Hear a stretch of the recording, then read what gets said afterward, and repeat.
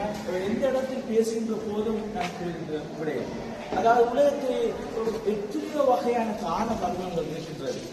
அத்தனை வகையான தான கர்மங்களை மிஞ்சி ஒரு தர்மமாக இருக்கின்றது கல்விக்கு உதவி செய்கின்றது.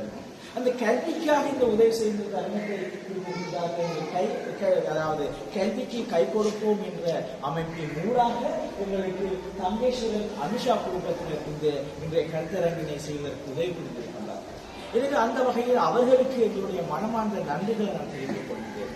இது எங்களுடைய சின்னங்களுடைய அந்த அறிவு விருத்தி, அவர்களுடைய திறன் விருத்தி ஆகியவற்றிற்கு மிகவும் அளப்பரிய பங்காற்ற இருக்கின்றது. எனவே அந்த வகையில் அவர்களுக்கு இந்த சந்தர்ப்பத்திலே என்னுடைய இந்த கல்வி சமூகம் சார்பில் மனமார்ந்த நன்றியை நான் தெரிவித்துக் கொள்கிறேன். அதோடு மட்டுமல்லாமல் இன்றைய வளர்வதாக வருகின்ற சலித் அவர்கள் அவருடைய அதாவது பிள்ளைகளுடைய விருத்தி தொடர்பான பல்வேறு விதமான எண்ணக்கருக்களை கொண்டவர், ஆன்மீக சிந்தனை அதிகம் பெற்றவர்.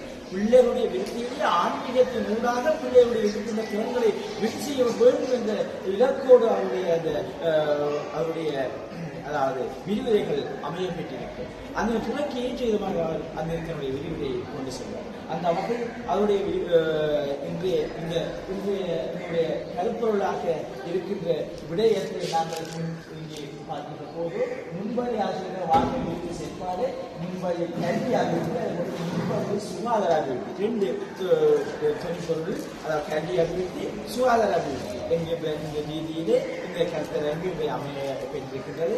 எனவே இந்த கருத்தரங்கில் இன்றைய நாள் நீங்கள் முழுமையாக கலந்து கொண்டு சிறப்பு வாய்ந்த வளர்வு ஊடாக உங்களுக்கு கருத்துக்கள் வைக்கப்படுகிறது.